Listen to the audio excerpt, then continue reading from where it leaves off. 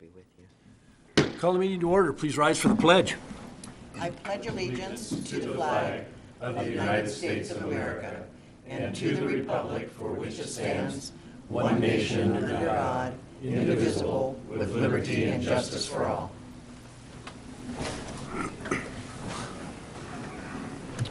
Welcome to the last Post Falls City Council meeting of 2018. Clerk will note that all council members are present, with the exception of Councillor Wilhelm, who is present via telephone. And I'm not even going to make derogatory comments about the fact that she's enjoying sunshine somewhere. But Linda, please let us know if you can't hear us. Thank you, Mayor. Ceremonies, announcements, appointments, and we have an introduction to make. We have Bob Seal, our Community Development Director, and joined us yesterday. So he's got his feet wet. He's got everything under control. Bob, I tell you, we have an oath of office, but would you take just a minute and step up and tell everyone where you're from and why you're back, please? No pressure. I just thought I'd spring it on you. None at all. No worries. Yes, Bob Seal, born and raised in North Idaho.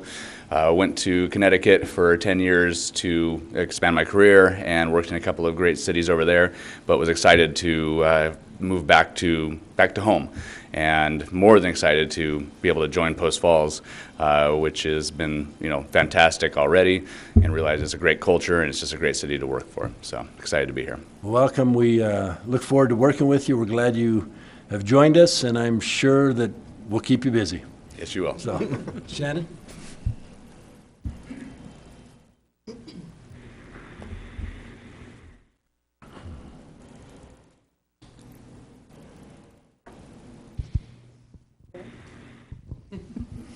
Do you solemnly swear that you will support the Constitution of the United States and the Constitution of the State of Idaho, and that you will faithfully discharge the duties of Community Development Director of the City of Post Falls, Idaho, according to the best of your abilities?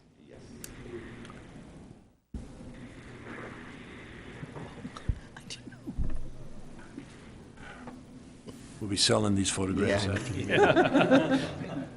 Be in the post office next week. Next Thank year's you. Next year's Christmas card. Bob, Welcome. congratulations. Welcome. Congratulations. Welcome. We're glad you're here. Welcome aboard. Welcome home. It's always nice when you interview candidates for positions and the decision is unanimous. You know that probably made the right decision. So we look forward to having you prove that to us, because we know you will. No pressure. No, as Carrie says, no pressure. Under announcements, the city employees held a food drive for the Post Falls Food Bank. I think they said it lasted 16 days, and I'm just amazed when I saw the results of this. The employees collected 8,230 pounds of food with over 50 turkeys and hams, and this is what blows me away, collected $11,224.57 in donations. Employees also held a cookie contest today to benefit Toys for Tots.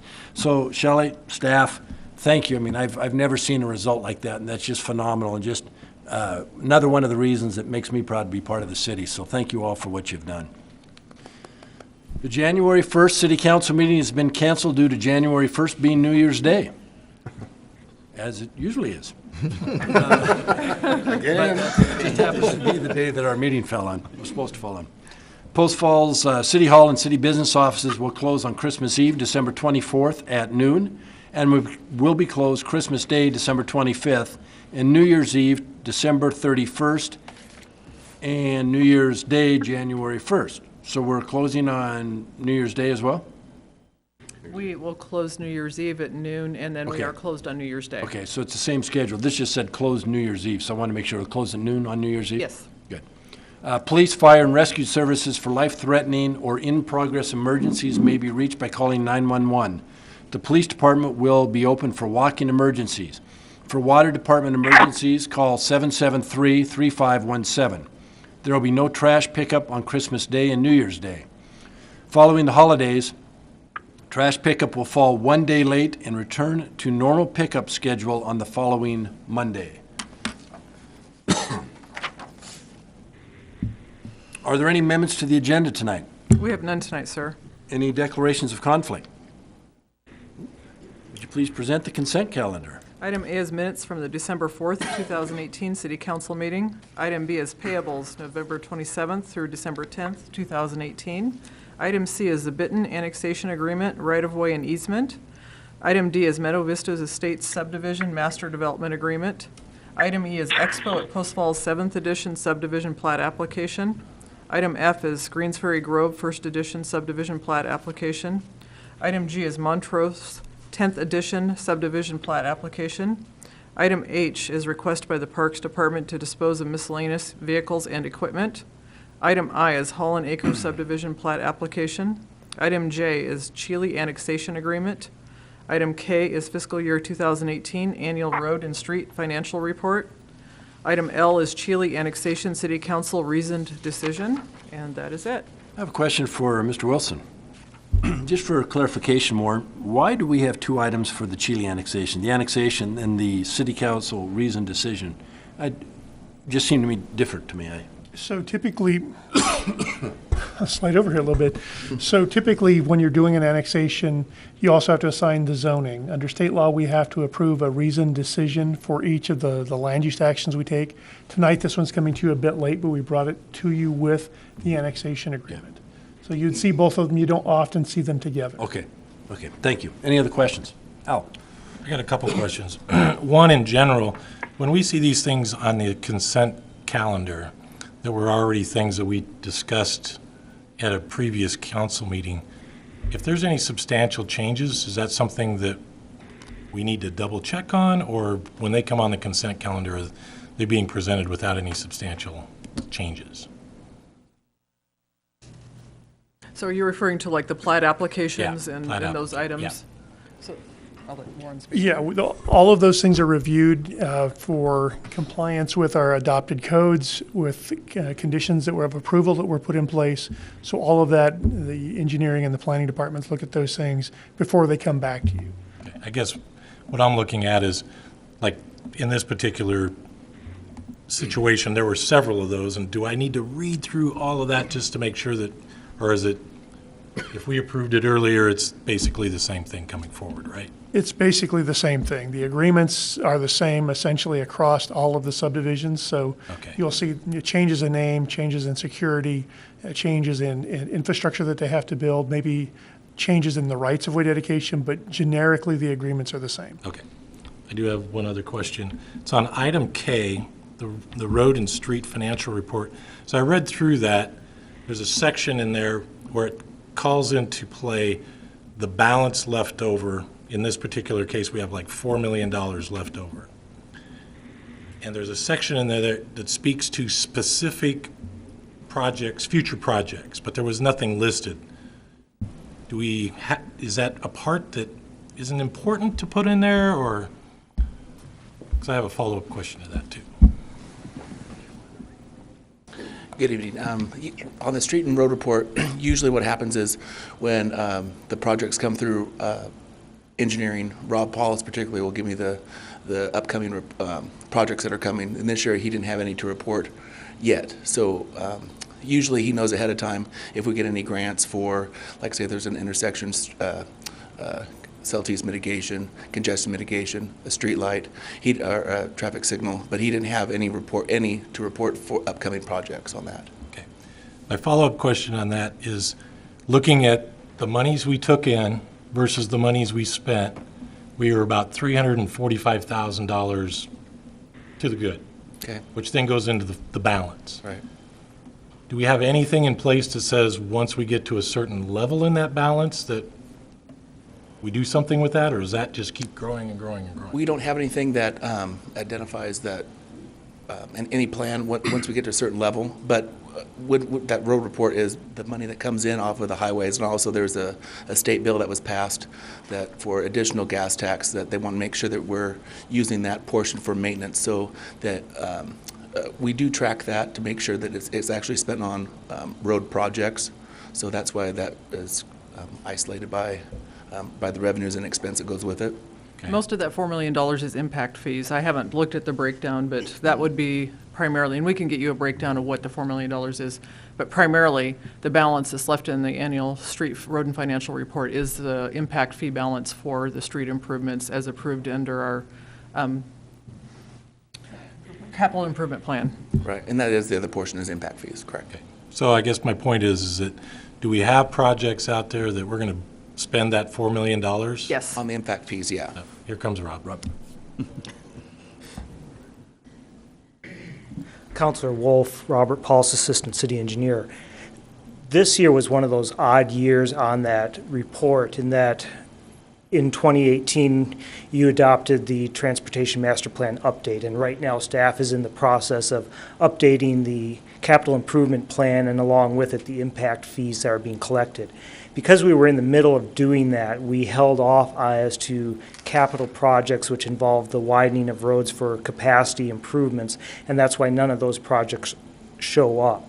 Once the impact fees are updated, we have, over the next 5 years, I think we're anticipating spending really quickly about $3 to $4 million in road improvements, which are necessary to keep up with the growth that's going on. Okay, that's what I wanted to hear. Yeah. Thank you. Thanks, Rob. Thanks, Jason. Any other questions? Nope. Entertain a motion.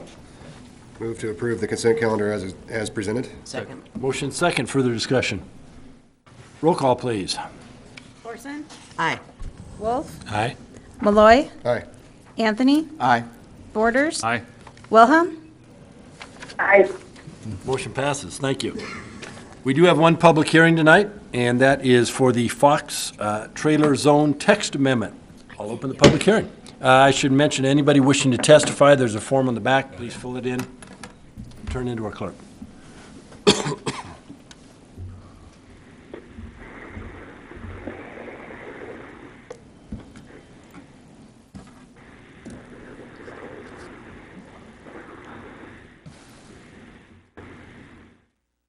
Oh, sorry.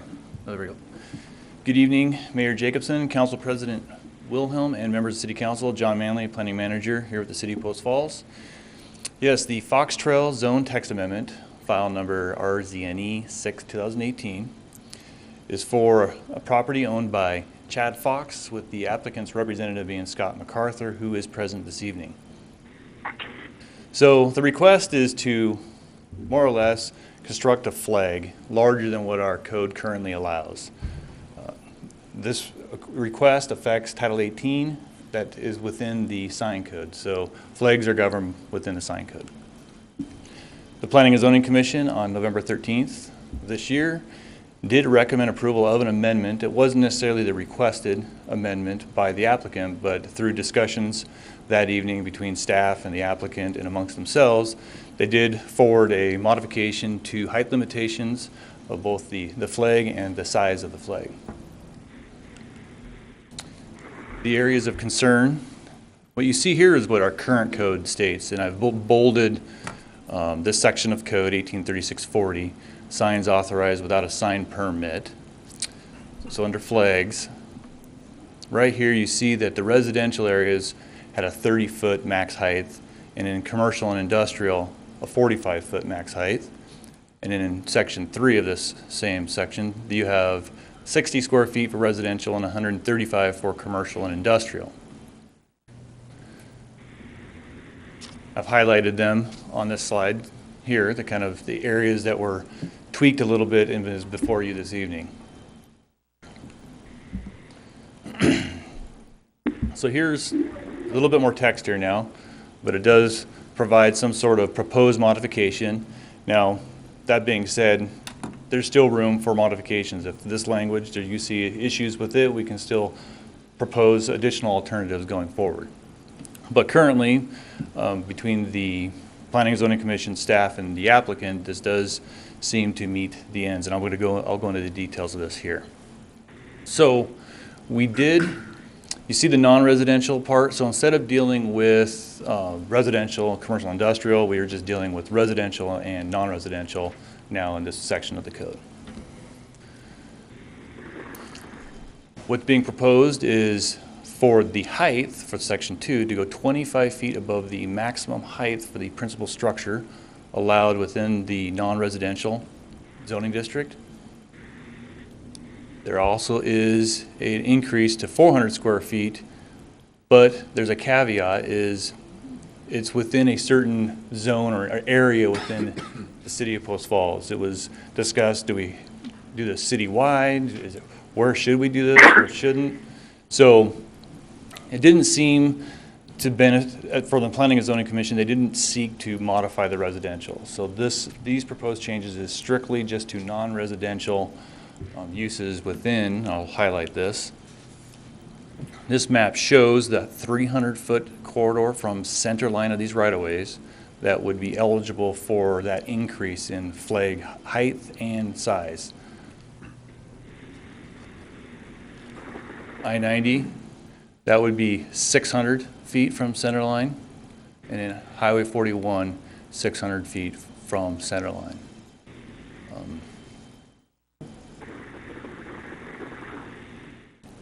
So is there any questions you have of how it was presented or why we're here, or?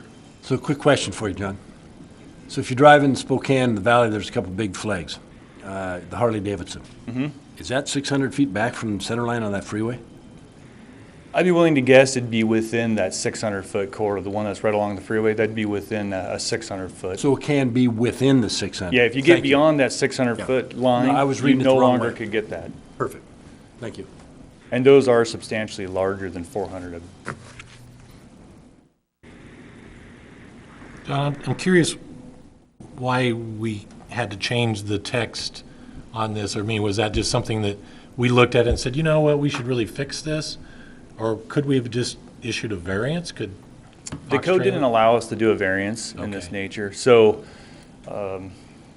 the applicant requested citywide, just as long as it was engineered and designed, that we should be able to allow that flag.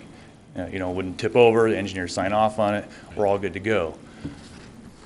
Through discussions at P&Z, that didn't seem like in the best interest, maybe in some of the residential areas and whatnot, and the applicant saw some logic in that as well. And so hence the concession of where we're at today. And it's safe to assume that it does not pertain to just an American flag, correct? Yeah, I'm glad you brought that up. So this is our sign code is content neutral. So, you know, if it can be graphically depicted and printed, it could be put on a flag. So would this include public property too? Say if Dave had a park and somebody wanted to donate an oversized flag with a pole, would that have to take another amendment for zoning? No, it would not. As you see here, we also removed egg zones. So we're really just sticking, well, I'll caveat that some of the parkland may have an R1 zone, a residential zone. So some may not. So it's not a use statement, it's a zone statement. So parkland with a residential zone would have to abide to the previous language. They wouldn't get the benefit of that increase. Okay. Rather, in a non-residential zone, they could get that increase. Okay.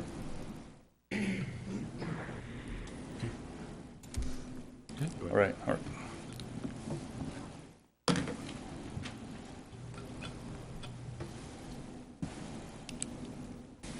So that was all you had there, John? Okay. That's what, I wasn't trying to catch you off, just wanted to make sure. You're excused. Short and sweet. It is right before Christmas. Does the applicant wish to testify? Name for the record, please.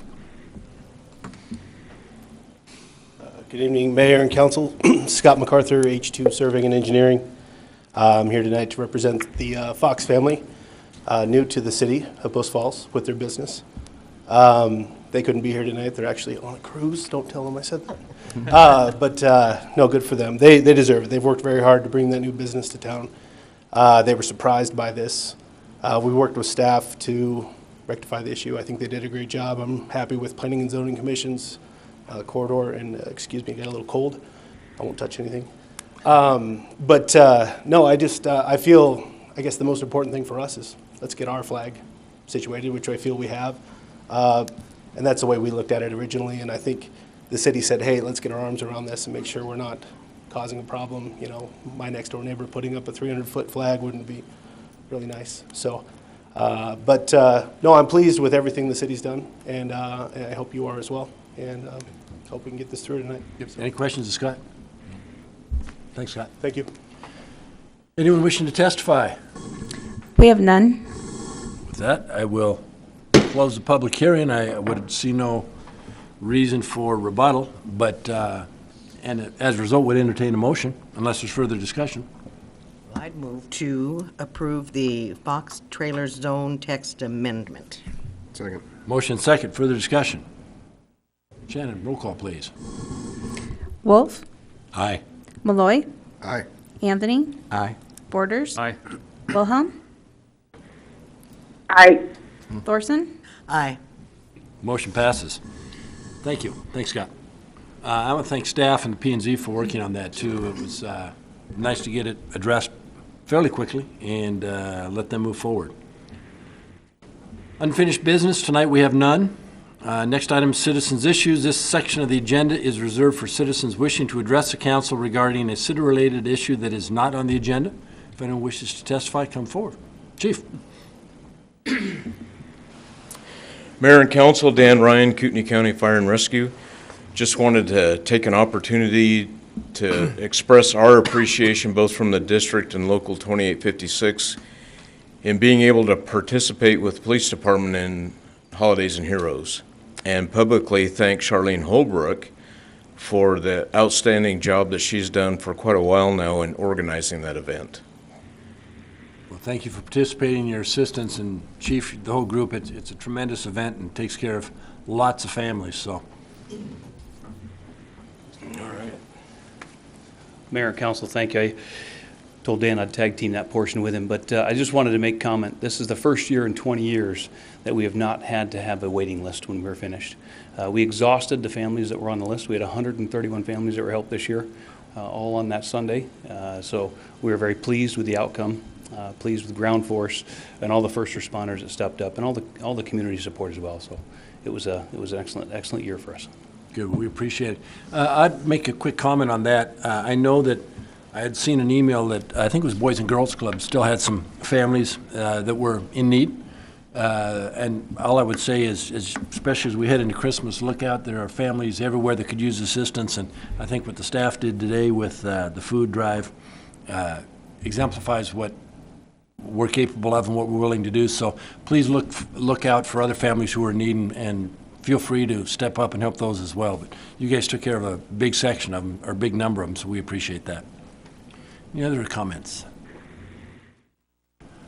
Next item, new business, 310 North property, North Spokane property. Good evening, Mayor and Council. We've had some more interest in the corner lot that the city holds on the corner of Spokane Street and Railroad Avenue. And one of the, it's a restaurant owner, had asked us if we would approach the council about possibly auctioning this property again. The issues that we ran into with auctioning the property is you can't put on the kind of restrictions that we would like to see on that corner parcel for development. So in November of last year, we had worked on an RFQ, and I think we issued it in December, and did not receive any responses on the 310 North Spokane Street. The Urban Renewal Agency had issued the actual RFQ on it. And so we decided to, in February 20th, council decided just to hold the property at that point. And we're coming forward again. We can put a minimum price on the auction process, but that's the only restriction that we really have the ability to put on if we decide to auction the property. And my thought is, I know the concern is what might go in there without us being able to put a restriction on it, because we know the type of business we would like. It sounds like the potential interested party is the type of business we would like to see in that area. If you've had some interest and it's continuing, my thought would be it may make sense to go out and see if we can sell it. But I would sure entertain comments from council as to your thoughts on that. I agree that if you've got an interested party, so the only reason that we're not holding it, but specifying the way that it's sold is so that we can control what that becomes.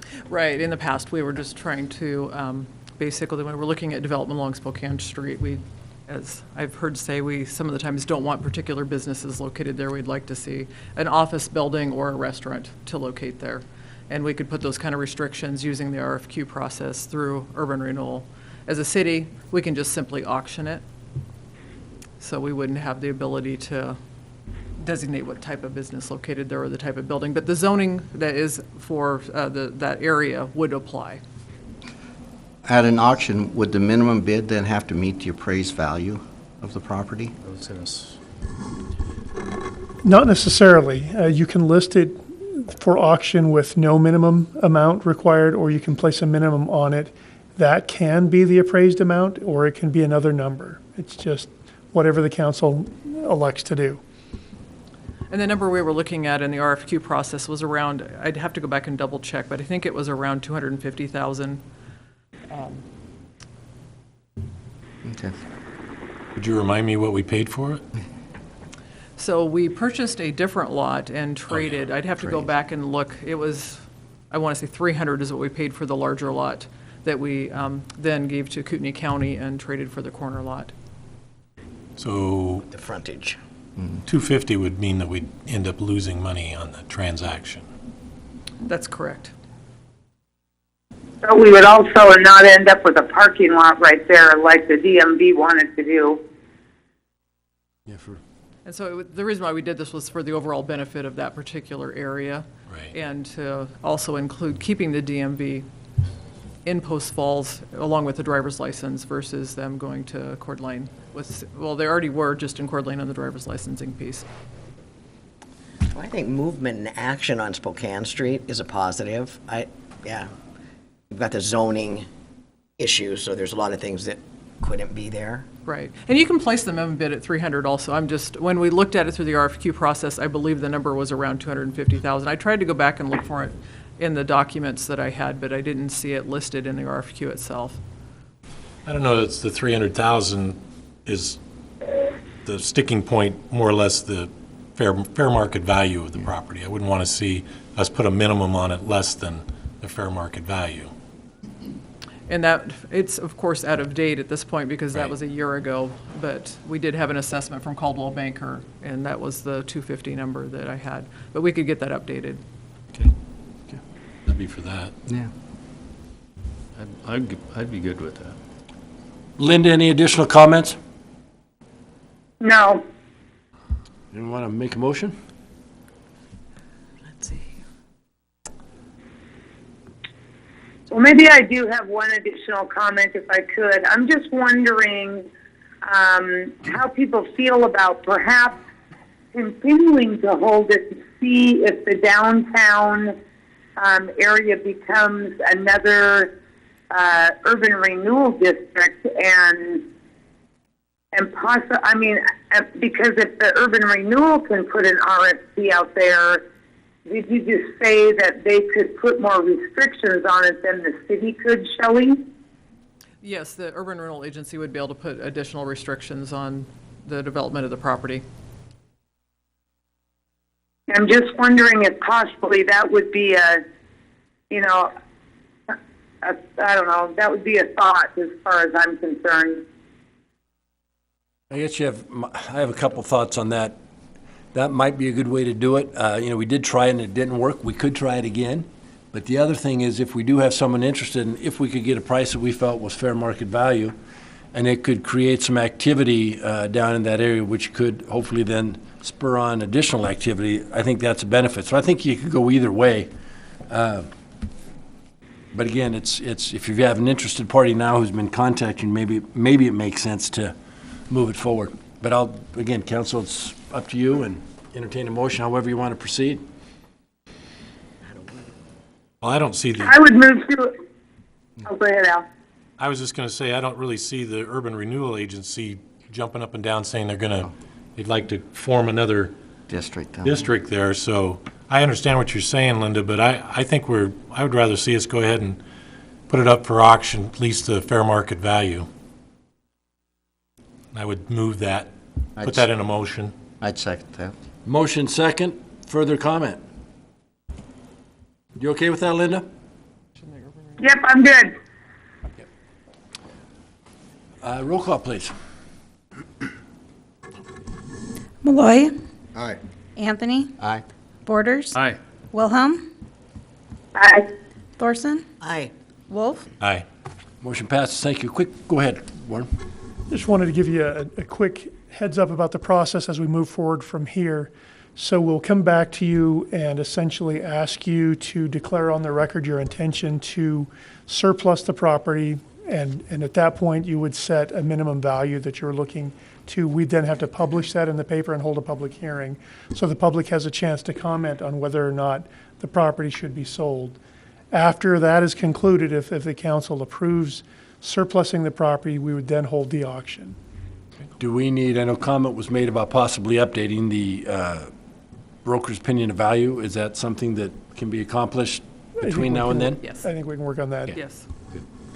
Okay. Thank you very much. Next item up is water system improvements project recommendation of award. Mr. Arbini.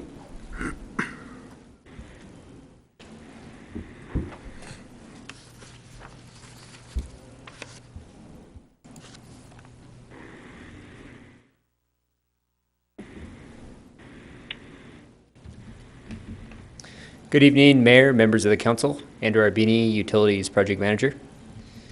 So this presentation this evening is for the water system improvements, and this probably sounds familiar. We presented this to council back in July, at the July 3rd council meeting.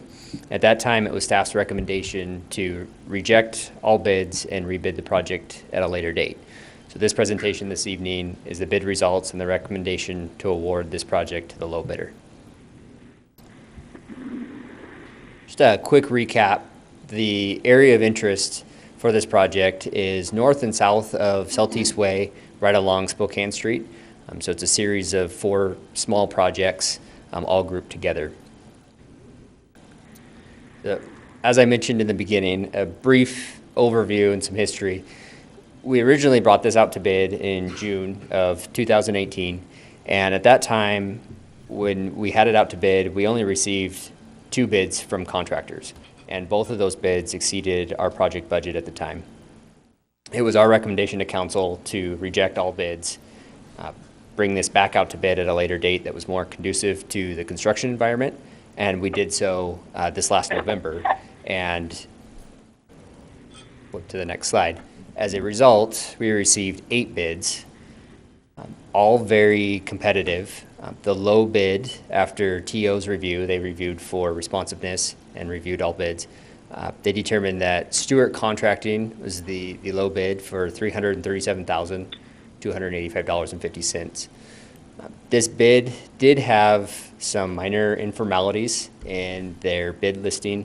When they listed the dollar amounts, you list in numbers and words. They did not list in words. However, it was determined to be a minor informality, and that's also listed in the specs as well, that it's an informality. It does allow them to protest, and there is a protest period in the Idaho code. I believe it's 7 days. So prior to award, we would allow that time period to pass before awarding. Andrew, quick question for you. So 337 is a low bid. Can you remember offhand what previous bids were that we rejected? So the previous bid was, I'll also mention that we did some minor changes to the plans. So before we rebid, we changed some of the quantities to materials. So asphalt, for instance, some of the paving limits we changed. And there were a couple other minor changes. So that did slightly change the estimate. The bids that we received before, I believe, were $411,000 was the low bid, and that was above the engineer's estimate of, I think, $390,000. But it also exceeded our project budget significantly too. So the quick breakdown and the request this evening is for the contract award, the bid amount, plus a 5% contingency, and that'll be used in the event that there's any unforeseen circumstances or any benefits that may serve the water system.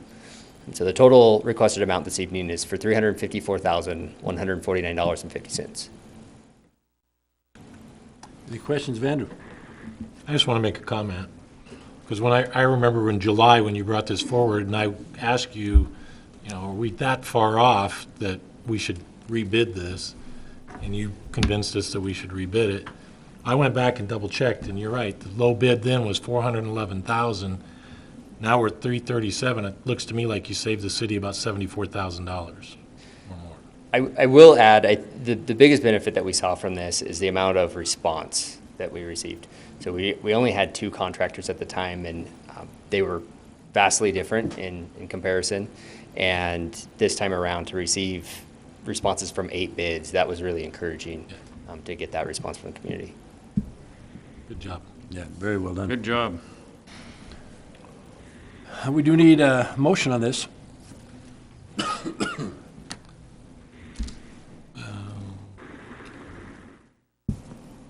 I would move to approve the water system improvement project recommendation of award to Stuart. Is that the name of it?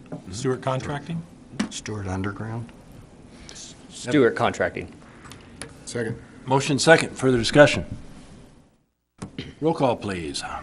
Anthony, Aye. Borders, Aye. Wilhelm, Aye. Thorson, Aye. Wolf, Aye. Malloy. Aye.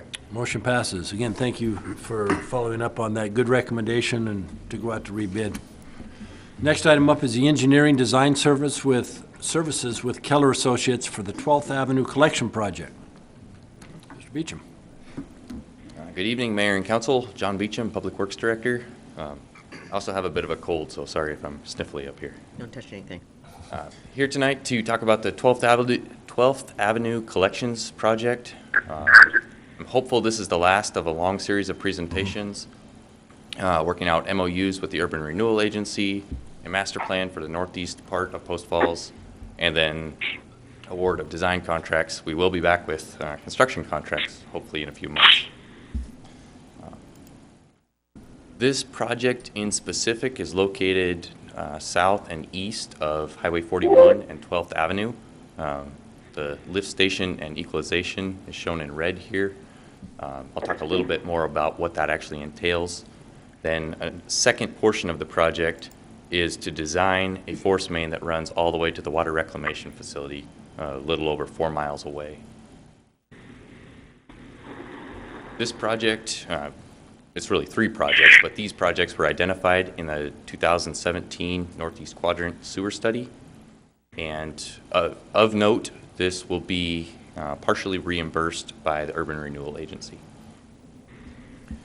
The components of the project, as I mentioned, are really threefold. The first is to build a flow equalization basin. So this will be compensating a consultant to design and oversee the construction of this. That offsets an immediate need for the lift station and the force main. So as flows are increasing in the northwest part of town, there's a need to send the sewage directly to the water reclamation facility instead of through a series of other lift stations. Building this equalization buys us some time. This project will also construct the components of a future lift station at that same site. There's some cost benefits to be seen by building those together. And as I mentioned, we have urban renewal funding for it, which allows us a funding mechanism to get this built. And then with this project and this contract that I'm presenting tonight, we will design the force main that goes to the water reclamation facility. This does not include construction oversight of that project, and part of that is we've got to identify funding for that project. A couple notes on that. Having this designed and on the shelf allows us to pursue funding in a better way. We can go after grant funding for a specific project that we are ready to build in the event we get that funding. And then one last reason to design the force main, that informs the size of pumps you put in your lift station, so it's really a system that functions together. By doing this as a package, we can design it in a smarter way.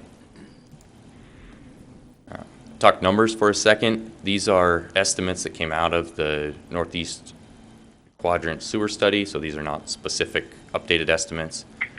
But breaking down the costs and then the funding split to accomplish those costs, the equalization and lift station are a little under $4 million. The force main is the expensive portion. That's about $7.5 million. A lot of that is just complicated construction. You're in everybody's backyard as you're driving, or as you're working through there. The funding split estimates have been worked out in a memorandum of understanding with the Urban Renewal Agency. The city has collected about $535,000 of surcharge fees from users in this area toward building these upgrades. So we've agreed that we should use those first toward the equalization and the lift station.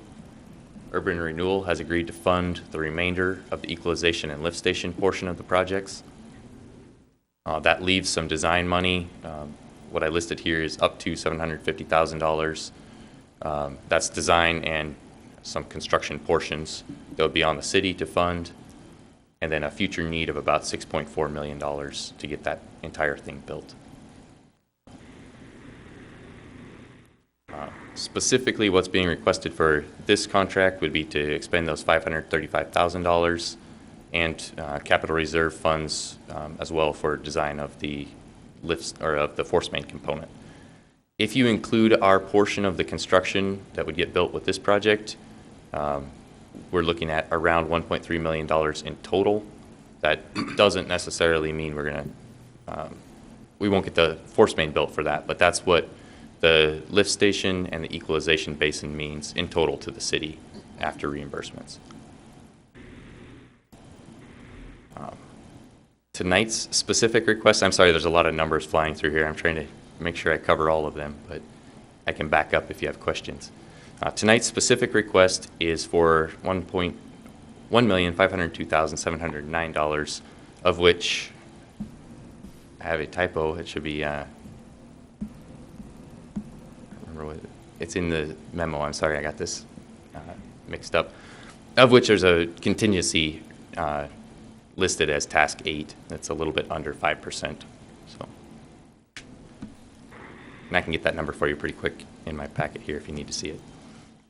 The number being requested though is the 1.5 million. About 71,000 for the contingency. 71,000. So Yeah. sounds right. I do want to note a little bit about how we selected Keller for this process. We published an RFQ, request for qualifications, on October 12th.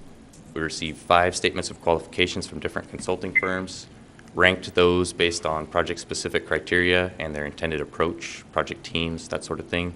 The most qualified firm by our ranking was Keller & Associates, so that's how they came to be the selected firm to work on this project. Schedule-wise, we would have about 1 year for design to be complete, award the contract for construction of the equalization basin, the lift station next spring, spring of 2020, with construction that summer. And then, as I mentioned, the force main construction would be funding dependent. So once a funding source is identified, that helps to plan out the phasing of that. With that, I'm happy to answer any questions or go back to financial slides. Any questions? I just had a quick, on task 8, I think that was where it was around $78,000, I believe. Is that? 71. 71? 558. Okay. So that was, The contract itself says $71,558. okay, so that would be for future, or if anything that you seemed that they would need to do then, that would be at your discretion, or just? I would be authorized to authorize the consultant to do that work in writing. Okay. So it would require them coming to the city and saying, we need to do additional work, and they would need to get that in writing. I'm requesting your authorization to make those decisions for this project. Some examples listed in the contract would be additional permitting support through IDEQ, if we wanted to integrate SCADA support back to our plant. That's not something we currently envision, but it's an example of an added service, added benefit that we could include in there once we get there. So what you're asking us for tonight would include the design work for the force main? That's correct. Okay. That's what I thought. Yeah, so to be specific, design and construction oversight of the equalization basin and the lift station. Right. Design, but not construction oversight of the force main. Okay. Any other questions, John? Entertain a motion. Move to approve the agreement for engineering design services with Keller Associates for the 12th Avenue Collections Project. Second. Motion second. Further discussion. Shannon, roll call, please. Borders? Aye. Wilhelm? Aye. Thorson? Aye. Wolf? Aye. Malloy? Aye. Anthony? Aye. Motion passes. Thanks. Thanks, Thank John. you for your time. Next up is ordinances and resolutions. We do have a couple ordinances. Move to place the ordinance Benton annexation on its first and only reading by title only while under suspension of the rules. Second. Motion second. Further discussion? Roll call. Wilhelm. Aye. Thorson. Aye. Wolf. Aye. Malloy. Aye. Anthony. Aye. Borders. Aye. Motion passes. Mr. Wilson. An ordinance of the City of Post Falls, Municipal Corporation of the State of Idaho, providing for annexation of property consisting of approximately 4.057 acres located at the southwest quarter of Section 25, Township 51 North, Range 5 West, Boise Meridian, Kootenai County, Idaho, and zoning of said annexed property is limited commercial, providing for the amendment to the official zoning map and providing for an effective date hereof. Move to approve the ordinance Benton annexation and to direct the clerk to assign the appropriate number and that it be published by summary only. Second. Motion second. Further discussion? Shannon, please take the roll. Thorson. Aye. Wolf. Aye. Malloy. Aye. Anthony. Aye. Borders. Aye. Wilhelm. Aye. Motion passes. Thank you. Next ordinance, Chile annexation. Move to place the ordinance Chile annexation on its first and only reading by title only while under suspension of the rules. Second. Motion second. Further discussion? Roll call, please. Wolf. Aye. Malloy. Aye. Anthony. Aye. Borders. Aye. Wilhelm. Aye. Thorson. Aye. Motion passes. Mr. Wilson. An ordinance of the City of Post Falls, a municipal corporation of the State of Idaho, providing for annexation of property consisting of approximately 9.6 acres located within Government Lot 2 of Section 8, Township 50 North, Range 4 West, Boise Meridian, Kootenai County, Idaho, and zoning of said annexed property is low-density, single-family residential R1, providing for the amendment to the official zoning map and providing for an effective date hereof. Move to approve the ordinance Chile annexation and to direct the clerk to assign the appropriate number and that it be published by summary only. Second. Motion second. Further discussion? Roll call, please. Malloy. Aye. Anthony. Aye. Borders. Aye. Wilhelm. Aye. Thorson. Aye. Wolf. Aye. Motion passes. Thank you. And we do have one resolution tonight. Move to approve Resolution 2018 Technology Mixed Park Comprehensive Plan Map Amendment. Second. Motion second. Further discussion? Roll call, please. Anthony. Aye. Borders. Aye. Wilhelm. Aye. Thorson. Aye. Wolf. Aye. Malloy. Aye. Motion passes. Thank you. Administrative staff reports. Do we have any tonight? No, I just wanted to thank the police department and specifically Charlene for all their work on the holidays and heroes and engaging the community and the businesses, and also then on the food bank side, specifically to Teresa Benner and the HR department for heading up the food bank program, and then the employees for taking it to a whole different level this year and engaging the businesses and getting dollars from those businesses donated into the food bank program. And also, yesterday, I think it was, when the pickup and trailer showed up with 4,000 pounds of food from a citizen here in Post Falls. Wow. So thanks to everybody. Set on the that. bar pretty high. Yeah. Look forward to next year. Thank you very much. Mayor comments. I do want to wish everyone a very Merry Christmas and a Happy New Year. Council, staff, I sincerely appreciate all you've done for the city and to make my job easier during the course of the year, and I look forward to the next year and more good things to come. So thank you all very much. Council comments. Al. I'd just like to thank everybody that was involved with the Winterfest event here at City Hall. It was a great event. Lots of people here having a good time, lots of kids running around. It was great. And whoever's idea it was to do the Black Bay open house on the same night was genius, because I think we got a lot of good feedback from people who were coming here for Winterfest. But whoever came up with that idea, that was a great idea. It was a great event. Good, thanks. Carrie. It cannot be overstated how awesome Holiday and Heroes is, and seeing just the change over the last decade to what happened this year. I don't know if people really realize adding all of those extra Christmas miracles to that.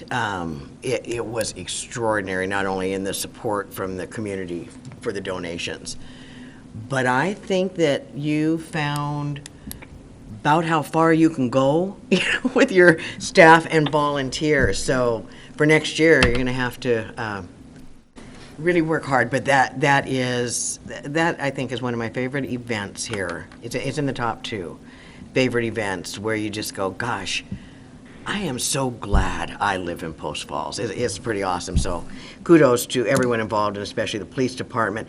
And I did want to mention that it's so spectacular what was raised in the food, 8,000 pounds. But the $11,224, having had some experience with the Post Falls Food Bank and knowing that $1 parlays into about $3 worth of food. That is, I'm thinking the retail value of that donation is over $30,000 in what the food bank is going to do. So that will go far beyond the Christmas season. So Merry Christmas. Thanks to Kootenai County Fire and Rescue for their work with Christmas for All this year. I was out and participated in that, and it was a great event. 2 days, 2 long days out there, but a lot of people in this county got helped with that program as well. So I think it's really neat to see the cooperation of all the agencies and the number of people that we can serve through those programs. Thank you all. I'm kind of with Al on this one. I took my 3 children to the Winterfest last week, and Dave, your staff did a great job, and all the volunteers you had out there too, please pass on. It took a lot of people to put that on. You had some great volunteers too, and lots of smiles and lots of happy kids. Okay. We do need an executive session tonight. We do. Move to enter into executive session pursuant to Idaho Code 74-2061F to communicate with legal counsel for the public agency to discuss the legal ramifications of and legal options for pending litigation or controversies not yet being litigated but imminently likely to be litigated. Further, that no action will be taken during the session, and the session will last approximately 10 minutes. 10 minutes. Second. Motion second. Further discussion. Roll call, please. Borders. Aye. Wilhelm. Aye. Thorson. Aye. Wolf. Aye. Malloy. Aye. Anthony. Aye. Motion passes. Thank you. We'll enter into executive session.